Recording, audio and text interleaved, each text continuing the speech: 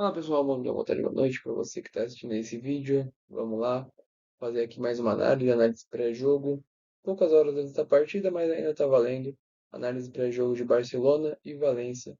Vamos ver essas duas equipes aí que se enfrentam, o que cada uma aí tem a oferecer, ah, quais são as propostas de cada uma aí para o jogo hoje válido pelo Campeonato Espanhol, que vai se jogar em Montjuic, casa do Barcelona, né? Ah, bom, primeiros comentários a serem feitos, né? Primeiramente, é importante a gente perceber como que esse time do Valência, apesar de ser um time que não está bem colocado no campeonato, é um time que luta para não cair, que luta contra o rebaixamento, e como qualquer time que luta pelo rebaixamento, né, contra o rebaixamento no caso, está buscando soluções, né? E uma das soluções que foram encontradas, uma das alternativas que foram seguidas, foi a demissão de treinador, contratação de novo, e, bom, basicamente isso gerou um time, ou tem gerado um time que sim, teve uma melhora, né, em relação ao resultado, mas é claro também que, por exemplo, os níveis de enfrentamento são inferiores, né? Porque o meio de janeiro aí, você tem partida pela Copa do Rei no meio, mas você já tem alguma melhora, você consegue perceber uma cara talvez um pouco maior para esse time do Valência, né?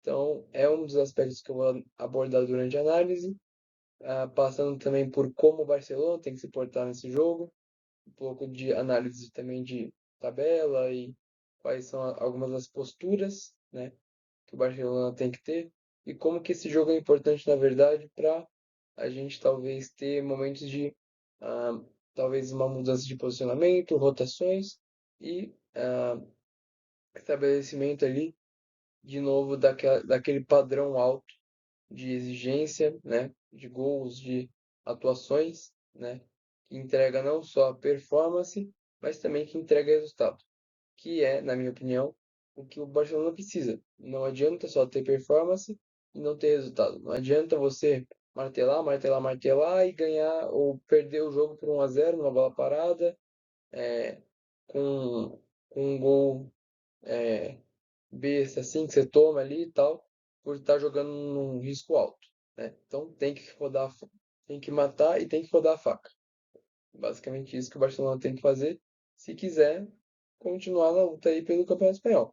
Se quiser largar, se quiser concentrar suas forças totalmente na Champions League, tudo bem.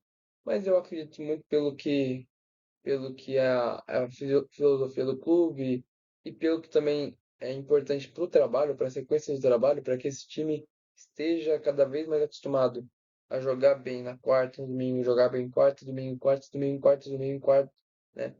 É uma coisa que se cobra e que se tem que cobrar de um time do tamanho do Barcelona, que jogue bem e que obtenha resultado na quarta e no domingo, né?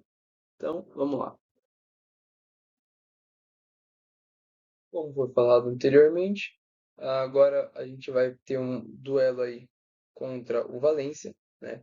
O Valência aí que vem de vitória, uma vitória difícil, uma vitória que foi conquistada dentro de casa, o que é um fator importante a ser analisado quando se fala em Valência, né? Uma sequência de vitórias aí, vitória e empate, que, embora se misture também com Copa do Rei e tal, né? Dá alguns sinais de um time que vai começando a tomar uma forma, vai começando ali a ter as suas próprias ideias e a sustentar suas próprias ideias. Ideias essas do treinador Carlos Coberan, um treinador jovem que estava treinando anteriormente na Premier League, no caso na Championship, né? E que tem as suas ideias ali, muito baseado num 4-2-3-1, ah, como eu vou comentar mais tarde, um pouco ali varia bastante de acordo com seu jogo dentro ou seu jogo fora de casa, a minha postura. No caso, o jogo contra o Barcelona é um jogo fora de casa, então é de se esperar que eles tenham uma postura bastante, não diria passiva, porque passa a ideia de que vai ser um time que vai só se fechar e tal. Que eu não sei muito se vai ser só isso. Mas que é um time que com certeza vai saber e vai buscar muito mais o contra-ataque e usar as bolas longas e tudo mais. eu acho que é bem possível a gente pensar dessa maneira, né?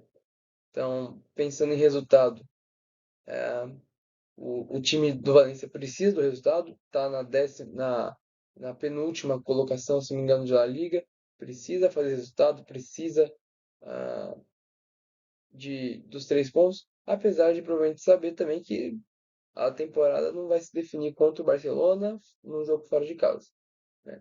Então, tem a tendência aí a jogar com linha baixa, a jogar buscando oportunidades para você obter uma vantagem, né? Uma coisa também interessante sobre esses resultados aí é que você tem aí alguns empates, algumas derrotas que foram conquistados, na verdade, com muitos gols no segundo tempo. Então, o Barcelona tem que saber, tem que ter essa consciência de saber usar, saber jogar com o fator tempo, o fator físico ao seu lado, né? É necessário que se tenha essa consciência, se é que você quer ter bons resultados. Então, aqui rapidamente, só comentando no caso o estado de forma, né? Então a gente tem aí um time que claramente estava com um desempenho bastante abaixo, né? Pô, derrota contra o Rayo Vallecano e jogando bem pior. Derrota contra o Valladolid, jogando bem pior. Empate com o Espanhol, jogando um pouco só melhor. Alavés também. Então são times ali que são os teóricos jogos de 6 pontos. Se a briga do Valência realmente é contra o rebaixamento, são brigas daqueles times de 6 pontos, né? São os jogos de 6 pontos. ah, que o Valência não vinha jogando bem. E aí nesse jogo contra o Real Madrid aí, marcou justamente a estreia do Carlos Cobreran, né? Foi um jogo difícil, também perdeu por 2-1, mas você percebe aí, primeiro, pelo nível de enfrentamento. O nível de enfrentamento de um jogo contra o Real Madrid é muito maior do que o nível de enfrentamento de um jogo contra o Real Valladolid ou contra o Alavés. E você já percebe que perdeu, mas não perdeu por tanto. E com isso, a partir dali foi crescendo. De novo, você tem ali misturado algumas partidas por exemplo, de Copa do Rei, né? Mês de janeiro aí é meio complicado de você medir o desempenho, o rendimento, porque você tem essa queda no nível de enfrentamento. Mas você ainda tem aí o Sevilha e principalmente o que eu acredito que seja um ponto a se notar, a Real Sociedad, uma vitória por 1-0, embora não seja a Real Sociedade de outros tempos, aquela Real Sociedade que dava medo em todo mundo, que incomodava muita gente, realmente. Ainda é um time que sabe muito bem o que quer fazer, que tem um norte de jogo interessante e que, por tendência, né, se você pega o enfrentamento de um time que está na parte média alta da tabela contra um time que está na parte baixa, você espera ali que você tenha resultados melhores, pensando da perspectiva da Real Sociedade, né? Bom, então, pensando nisso aí, esse é o estado de forma. É o modo como eles chegam como um time em crescimento, um time que está ganhando confiança e que está passando a acreditar um pouco nas ideias do treinador, no modo como ele joga. Mas como essa equipe joga? Vamos fazer um comentário sobre isso agora.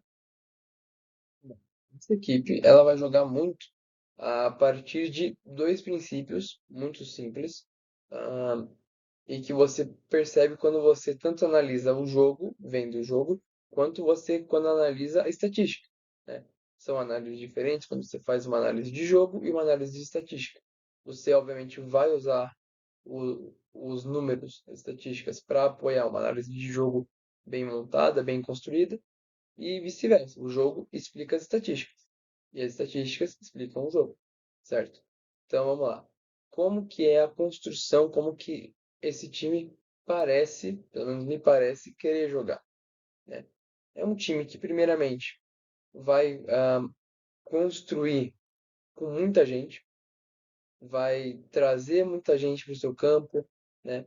Então você vai perceber aí que tem o goleiro, tem os dois zagueiros, tem os dois laterais construindo, tem os dois volantes que descem e tem aí ainda tem um cara que fica ali na sobra, ah, até para atrair a marcação de mais alguém. E aí você vai ter três jogadores que não têm tanta participação na primeira fase de construção, na construção inicial. Pelo menos é o que parece. Mas, na verdade, é justamente o contrário, porque essa estrutura de trazer muita gente, de convidar o adversário para o próprio campo, é proposital, porque aí você consegue fazer a bola circular, fazer a bola ser trabalhada, principalmente para o seu goleiro e para os seus zagueiros conseguirem fazer uma bola longa, aproveitando que muito provavelmente o jogo do adversário você convida, então ele tende a vir te pressionar, você dá uma bola nas costas dessa linha, e aí você tem os seus atacantes, né? No caso aí do Valência, o Guduro, e principalmente o Guduro mesmo, como um cara que tem muito essa questão do duelo físico, duelo aéreo e da constância. A gente vai ver depois que o Valência é o time, na verdade, o terceiro time que mais perde duelo aéreo. Isso não quer dizer necessariamente, embora pareça, possa parecer, que é um time que duela mal, necessariamente mal. Só é um time que usa muito isso em questão de volume. E por usar isso muito em questão de volume, acaba também se expondo a poder perder duelos, né? Mas o uso desse mecanismo de atrair para jogar numa referência, num pivô, cara, e esse pivô que se movimenta, que vai sair da área para justamente propor o jogo para, na verdade, aquilo que é o ponto central, que é sim o pivô, mas são os pontas, né? Os pontas aí que vão poder trazer a bola para dentro e finalizar, tudo mais, são algumas das maneiras, né, que esse time vai fazer para jogar. Ele vai te atrair, vai fazer bola longa, vai brigar por segunda bola, vai ganhar a segunda bola e vai avançar em campo. Pelo menos foi isso que eu consegui perceber, né? Então, vamos lá, vamos pensar agora em quem são os jogadores. Ok, é assim que o time joga, isso eu já entendi. Mas quem são esses jogadores? Ah, como eu falei, o time ele tem passado por certas mudanças, que a gente tem a troca de treinador. Então é normal que nesse período o treinador ele também varia um pouco se eu comparar aquilo que era o padrão da temporada até o momento da demissão de um e o começo de trabalho do outro. Porque cada treinador tem sua ideia, cada um pensa o jogo de uma maneira, e isso é uma coisa que você vê muito forte no Valência.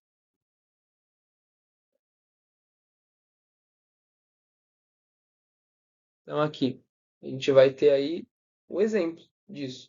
Não só a mudança de formação, mas também como a mudança nos próprios jogadores escolhidos para ocupar cada função, né? Então, se no caso aqui na minha esquerda, eu tenho os jogos antigos, os jogos do primeiro treinador, né? Um 4-4-2, ah, principalmente aí com mudanças, no caso, no meio, um Pepelu e o Guilhamon, isso, o Pepelu e o Guilhamon saindo para entrar aí os outros dois volantes, que é o Baraja e o Ravi Guerra. Você tem uma mudança aí de jogadores, né? Que se mostra aí uma mudança, né? E você tem também uma certa constância em alguns aspectos. Então, por exemplo, o goleiro sempre é o Mamardashvili, o goleiro que ganhou muita mídia por ter sido vendido ao Liverpool e por ser o possível e provável sucessor do Alisson, né? Ah, mas que mesmo assim ainda permanece lá emprestado e aí você tem toda aquela repercussão que é normal, é natural de mercado de transferências. Aí, além disso também, a gente vai ter a presença aí constante do Hugo Duro, que é um atacante de 25 anos, criado ali na, nas canteiras de Valência mesmo, se eu não me engano, e bom, não vai ter muita mudança em relação a isso. Você tem outros jogadores também que se mantêm, mas também tem mudanças, né? Como eu falei aí no que seria o centro aí do jogo. Ah, nas laterais também a gente vai ter aí a volta do Gaiá, que é um baita lateral, um bom lateral, um lateral que até já foi cotado, a gente sabe muito bem, para nível de Barcelona, né? E agora vamos tratar um pouco mais sobre como esse time vai jogar, né? Vamos para o próximo slide, vamos falar sobre isso. Bom, basicamente, o time do Valência vai ser um time de duas faces, como eu falei. O que que isso significa? Significa que, de acordo com o contexto, é um time que tem capacidade para se moldar aquilo que ah, o adversário, não nem tanto o adversário, mas aquilo que ele acredita ser o correto. Pelo menos é o que me mostrou, né? Então, quando joga dentro de casa, vamos começar por dentro de casa para daí depois finalizar jogando fora. E aí eu comento o que eu acredito que vai ser o jogo, né? Ah, dentro de casa, ele é um time que tem muito mais personalidade. Não que seja aquele time que vai jogar tal, com a linha super altas nos 90 minutos, que não é. É um time que acaba em alguns momentos até recuando demais e acaba sofrendo alguns gols, principalmente no final. Ah, mas que é um time que vai buscar, por exemplo, contra a Real Sociedad, jogou assim, foi buscar, jogou ali o jogo, tentou jogar na metade do adversário, pressionando muito a partir de um 4-2-3-1, né? E com os volantes, principalmente, saindo bastante para marcar. E isso acabou gerando espaço nas costas dos volantes. Os meus volantes sobem para marcar, aqui nas costas dele vão ficar um espaço. Espaço esse que eu acredito que é uma das chaves para o Barcelona se ele quiser obter alguma vitória, né? Embora eu duvide muito que o Valencia vá subir esse bloco e vá oferecer esse espaço especificamente nas costas dos dois volantes do 4-2-3-1, esse espaço entre linhas, mesmo quando eles jogarem no 4-4-2, que é o padrão deles quando eles estão sem a bola, jogando com 4-4-2, duas linhas, uh, pouco espaço ali no entrelinhas e tal, ah, o Barcelona precisa ter capacidade para jogar nesse entrelinhas, para invadir esse espaço entre linhas, para provocar o jogo por esse setor. Por quê? Porque é uma vulnerabilidade que é inata do sistema, primeiramente, e porque também ah, é o jogo que o adversário vai oferecer, né? Então precisa ser trabalhado muito essa questão de saber o momento de entrar, o momento de acelerar o passe, de acelerar os toques, e aí trabalhar a bola para o lado para entregar a bola num contra um para o Lamine Yamal e tudo mais. E outra coisa, intensidade. Tem que ter intensidade tanto na hora que tem a bola quanto na hora que perde ela. Precisa dessa intensidade, a gente precisa manter isso como algo que é padrão no nosso jogo. Porque a gente joga com a linha alta, se não tiver pressão na bola, vai acabar tendo bola nas costas. A linha de impedimento vai falhar, a gente vai tomar esse gol. E aí é aquele negócio que o Barcelona tem, de certa forma, se acostumado, né? Jogar um jogo de risco, mas é um jogo de risco que dá agonia em algum momento. Porque acaba que, por não começar muito bem, por acabar começando em alguns momentos até mal seus jogos, né, desconcentrado, fazendo alguns maus primeiros tempos, ou alguns momentos ali, uns 15 primeiros minutos desconcentrado, né, acaba gerando todo um desgaste físico e mental nos jogadores, porque você já sai atrás, você precisa correr, sempre está correndo atrás, sempre está remando contra a maré. Isso desgasta. Então, como eu falei, o time do Valência voltando é um time de duas faces. É um time que consegue, principalmente quando joga em casa, que não é o caso de hoje, vai te pressionar e vai te gerar espaço nas costas de volante num 4-2-3-1. E quando não, vai se guardar, vai se resguardar ali, mas que também, por usar um 4-4-2, acaba tendo espaço ou possibilitando um ataque muito forte ao entre linhas, que quando eu trouxer a escalação que eu pensei para esse jogo, vocês vão entender a importância que eu vou dar para esse jogo de entre linhas, para essa capacidade de entrar por dentro e jogar por dentro e gerar jogo por dentro, né? Até porque, vou até aproveitar para falar isso nesse slide, esse time do Valência me parece muito um time que, quando ele sofre finalizações, ele é um time vulnerável à finalização de média distância.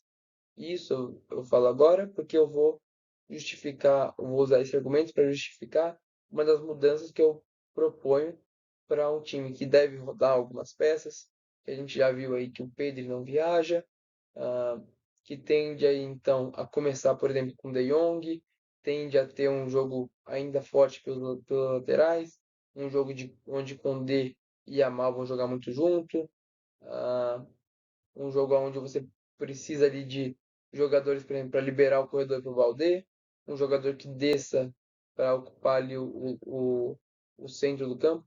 E eu acredito muito que dessa vez quem deve ocupar a posição de 10 é o Rafinha, porque ele consegue entregar intensidade, consegue entregar recuperação de bola, consegue entregar a ruptura, consegue atacar o espaço muito bem. E aí você deixa o Firmino como um cara tanto para fazer a cobertura ali do Baldé, quanto também para fazer mesmo o jogo andar para frente, o jogo progredir, jogando ali nesse espaço de meio campo e podendo, com a sua dinâmica e a capacidade que ele já mostrou, fazer o jogo rodar, fazer o jogo dar um sentido de dinâmica e velocidade para o jogo, acelerando entre linhas. Pelo menos é isso que eu vejo. Então, aí, como foi falado no caso, ah, nós temos aí um número de duelos, né? Duelos aéreos ganhos, perdidos e totais dos times de La Liga. A gente percebe aí que o Valencia é o terceiro, com mais duelos perdidos, né? Isso quer dizer que eles são ruins nesse aspecto? Quer dizer que é um time que você vai ali e tal, e sempre vai conseguir tirar vantagem em cima disso? Não necessariamente. Ah, Acredito sim que é um dos caminhos, é uma das ferramentas que a gente tem para marcar gols, mas também é necessário a gente notar que se esses números, esse volume de números, ele se explica um pouco porque é a proposta deles também. Joga muito com bola longa, com bola em disputa, bola aérea, bola que muitas vezes o centroavante quem vai duelar, o centroavante pode acabar perdendo, mas pode mesmo perdendo ainda gerar lances de incômodo, né, por brigar em segunda bola,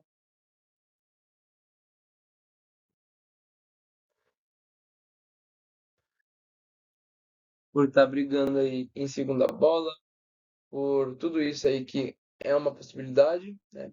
Então, apesar desse número que teoricamente não é algo positivo, você perder tanto duelo aéreo, e pode sim ser uma vulnerabilidade, esse jogo pelo alto, um jogo talvez o Lewandowski consiga se aproveitar um pouco, talvez uma corrida do Rafinha, vencendo um duelo aí aéreo em velocidade, ou algo do tipo, mas também se explica um pouco esses números ah, pelo modo como o adversário pretende atacar os seus adversários. Também é algo que tem que ser levado em conta.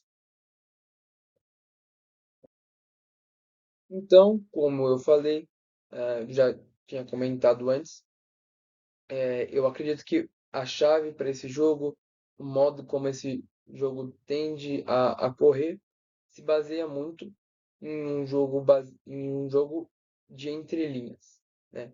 O espaço aí entre linhas, entre as linhas de quatro, no caso do adversário, né? Por isso mesmo que eu coloquei o nosso time aí jogando com, no caso, linha de três, podendo aí jogar também com. Aí no caso eu tinha pensado num esquema que jogava basicamente também com três, ah, com os dois zagueiros e o volante descendo para ocupar esse espaço, no caso De Jong, né? Que tem atuado bem, que tem jogado bem, e eu acredito que sim, mereça minutos. Ah, É uma das maneiras que a gente tem para atacar, né?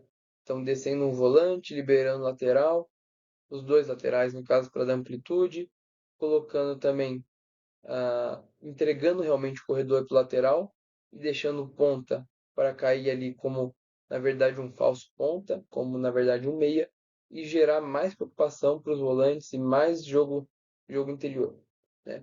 Outra coisa também que eu acho importante é a gente voltar a ter a colaboração, como eu já falei em outros vídeos, colaboração entre Lewandowski e Rafinha.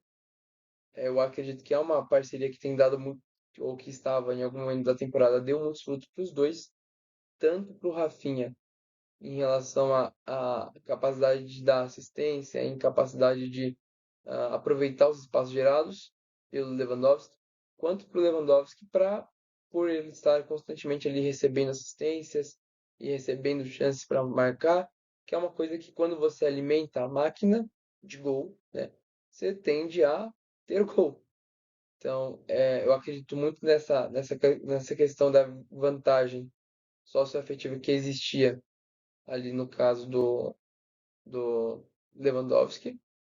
Ah, e aí eu tenho até uma mudança que eu fiz em relação ao que era antes e o que é agora nesse desenho, que eu vou explicar no próximo desenho. Bom, então vamos lá. Agora, já para encaminhar essa análise aqui para o final, já estamos aí com quase 27, 30 minutos de vídeo, já é bastante coisa. Vamos para a análise final daquilo que eu acredito que seja a escalação ideal para o jogo, né? Então, começando aí com o Nhak Penha no gol. Ah, na linha de 4, a gente já vai perceber aí mudanças, né? Então, eu acredito que até por questão física e por aquilo que tem demonstrado um pouco, seria interessante, seria uma oportunidade de a gente dar um descanso para o Koundé, né? O cara que, tem jogado todos os minutos, não tem tido tempo para descansar e é melhor que nós tenhamos a consciência, e é claro que o Flick tem essa consciência, de dar esse tempo de descanso para ele agora, também dar alguns minutos para o Eric Garcia, que é um cara que pode também nos ajudar muito nesse jogo de invadir o entre linhas do adversário, tanto para isso quanto também para liberar o corredor no lado oposto, né?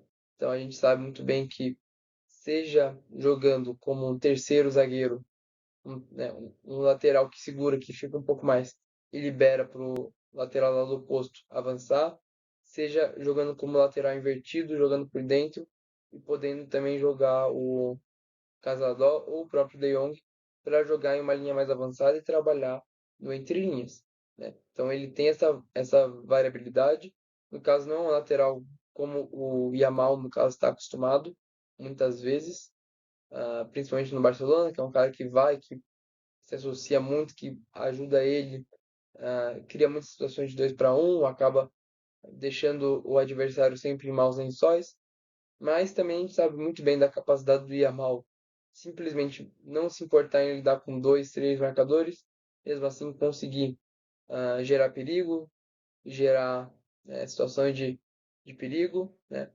Então é necessário também a gente ter essa variabilidade, não só no sentido de você ter um lateral sempre passando, mas também poder ter um lateral que tanto auxilia em ter jogadas no lado oposto, quanto em jogadas no entre linhas, né? Outra coisa também que é muito importante, a gente percebe aí já passando um pouco mais pela questão também física, né?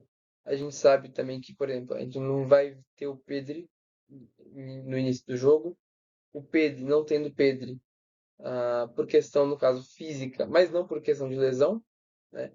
Mas por uma questão de prevenção, mas por uma questão de dar uma poupada, né? E também acaba recompensando principalmente boas partidas aí do De Jong e que, como eu já falei várias e várias vezes, é um cara que tem essa capacidade de vir e de poder jogar entre os zagueiros, né? E dar o que o Barcelona precisa muito também, que é ter amplitude, né? Acaba tendo amplitude e consegue mesmo assim levar perigo, né? Outra coisa também, lá, Rafinha jogando na meia, como eu falei, podendo se associar com o Lewandowski, podendo trazer a bola para gerar perigo, tendo também finalização de média distância, a gente sabe como ele tem essa capacidade quando está confiante e tudo mais. A batida funciona, a batida entra, e é um espaço, no caso, que o Valência, em algum momento, ele te fornece. Então, ter um jogador nessas condições é importante. Mesma coisa para o Yamal. Você tem um jogador consegue fazer aquele movimento que é clássico, que é básico, e você tem um extremo de pé invertido que vai trazer a bola para dentro, vai finalizar, né? Um dos gols que o time sofreu, mesmo nesse recorte curto aí de 5, 6 jogos, foi assim, com um jogador trazendo para dentro, batendo, levando perigo. Então, o Yamal é um cara que tem essa capacidade, que tem essa faceta no jogo dele que leva perigo. Mas também é importante a gente salientar, não adianta jogar todas as bolas no Yamal e esperar que todas as bolas ele faça isso. Todas as bolas ele vai pegar, vai cortar para dentro, vai bater, vai cortar para dentro e vai bater, vai cortar para dentro e vai bater. A gente não pode colocar isso, não, no caso não é pressão, mas a gente não pode ter essa dependência nessa faceta do jogo de um jogador só. Os jogadores do Barcelona não é de hoje, eles precisam aprender a bater mais pro gol, ter mais ímpeto na hora de finalizar. Tem que finalizar, apareceu o espaço, tem que bater. E esse é um jogo que, sem dúvida, vai ter espaço para bater, vai ter as oportunidades. Então, seria interessante, vai ser um jogo muito interessante da gente observar isso também. O nível de ah, percepção dos jogadores desse espaço, o aproveitamento deles quando eles tiverem esse espaço. É importante que eles tenham essa capacidade, que eles tenham essa visão e que se tire proveito, né? Então, mais uma vez, a gente percebe aí algumas rotações sendo feitas, também é importante saber trabalhar com os recursos que a gente tem.